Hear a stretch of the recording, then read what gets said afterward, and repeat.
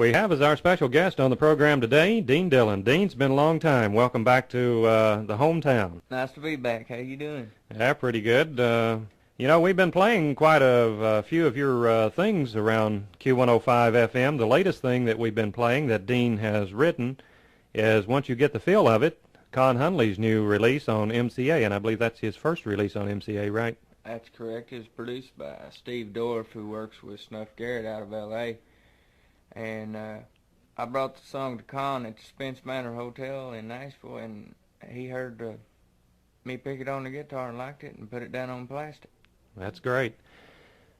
What have you got in the works right now that you're excited about?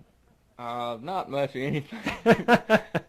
No, I just finished recording a new session with a new producer, Blake Mevis, who produced George Strait. And he and I just finished 3 sides on me for RCA, and you should be hearing from one of the outtakes of that session pretty soon. You know, the album that we have, you and Gary Stewart, you had some good cuts on that. In fact, was there a couple of singles released off that album, I believe, wasn't there, Dean? Yeah, we had 2 releases off of the album, Brotherly Love. That was our first single, which did quite well, really. We did an extensive tour. We did Dallas, L.A., New York, and Atlanta. You did some songs. The Alabama band did them on an album, and I think it's been pretty successful for you. Yeah, I had a thing that me and Buddy Cannon and Jimmy Darrell wrote called Change Is Coming On. They're 2 writers for Mel Tillis's company. And the 3 of us got together and wrote the thing over at Mel's office. And I played it for Randy, I believe, in Nashville or Fort Payne, Alabama one. I can't remember when I did play it for him. But it was on the Mountain Music album and done quite well for me, and I was real pleased that the boys cut it. Did that go platinum? Believe it or not, quadruple platinum. Is that right? 4 million. Well, do you have one hanging on your wall? I've got 4 of them. Is that right? Fantastic. Dean Dillon, our special guest today on our program. Hi, this is Dean Dillon, and we have on our program today here at WQ 105. Frank, good to see you. How have you been? Yeah, pretty good there, Dean. Been doing backflips lately, trying to keep it down the center line. Well, I know that's pretty hard to control sometimes. You know, things do get out of hand. But we here at the radio station are awfully interested in, you have a son, as I recall, right? Yeah, that's right. He's 6'1", Dean. How old is he now? He's 18. 18? Is it true? Does he really play guitar, or is that just a figment of my imagination? Well, I tell you, he plays the guitar all the time around the house. I think that's all he's going to do is play a guitar, Dean. Well, now, there ain't nothing wrong with that. No. I mean, you've done real well at it. And I know one thing for a fact, and a lot of people may not know this, but Dean is a tremendous rhythm guitar player. And rhythm people are hard to find. Most of the people that get in the business want to play lead. And Dean is a fantastic rhythm player. Well, just remember this, Frank. In anything you do, it takes rhythm. That's right. That's the number one thing. Who is, well, let's see how I can phrase this. Out of everybody that you've met since you've been in the business, who has impressed you more than any individual that you have ever met in the music industry? Probably myself. Is that right? other than the ego trip, who? I'm just kidding. I know you're kidding. I would say that I've been impressed more by the group Alabama than anybody. It's phenomenal, the success they've had, isn't it? Yes, it is, and along with, despite the success they've had, you know, they're just great, good old country boys, man, and are still that way now. You don't happen to know how long they've been together. I know I've heard stories that they were together years, you know, playing different places back before the big money started rolling in. They played Myrtle Beach, South Carolina for 12 years before they ever hit the big time. Unreal. You make it overnight in this business, don't you? Yeah, overnight success 50 years later. In between takes on the interview, Dean and I were discussing some of the things that he did, and I thought I knew all the material that he had written. He hit me with one that absolutely floored me. I didn't know that he had anything to do with Leave Them Boys Alone that was recorded by Hank Jr. Didn't know it, Dean. Well, surprise, surprise. That's right. I didn't know you had written that one. That was really quite a thrill to be part writer on that song because it has Waylon on it and Right. Ernest Tubb, one of my all-time favorites. Right, And Ernest, I believe, is in his 70s now.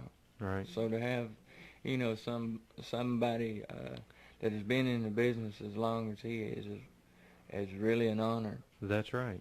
Did you see the profile they did on Hank Jr. on 2020?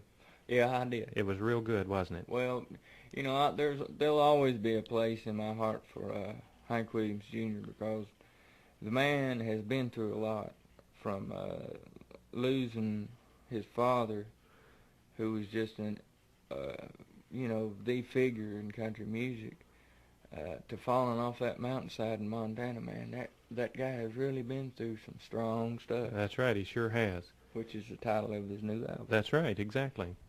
Well, congratulations on that one, Dean. Didn't know it beforehand. We're talking to Dean Dillon on our program this afternoon.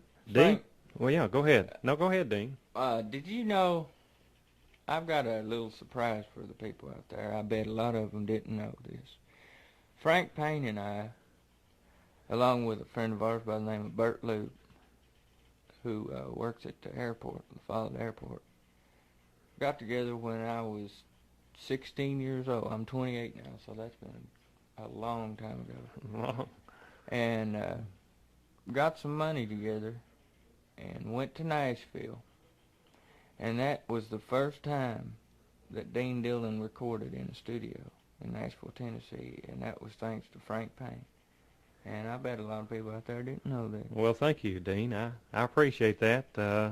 Tell you, it's a lot of water goes under the bridge. Yeah, and I'll tell you what, if you ever do me that way again, see what you have started, see what you started back then. Ruined your whole life, didn't it? My whole life has gone down the drain.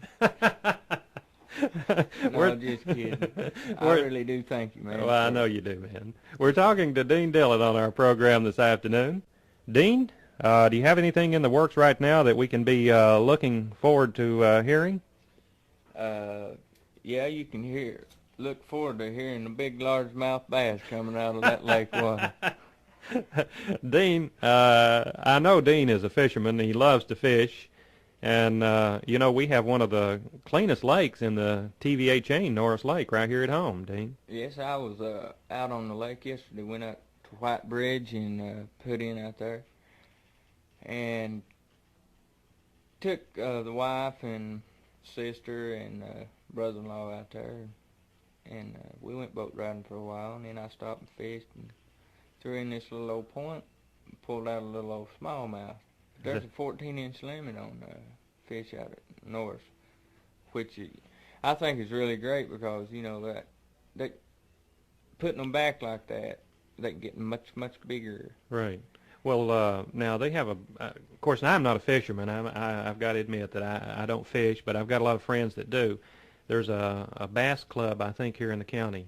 They have tournaments every so often, and some of the guys that are in it are good friends of mine. Are you a member of any of those organizations, Dean? I belong to a bass club in Nashville.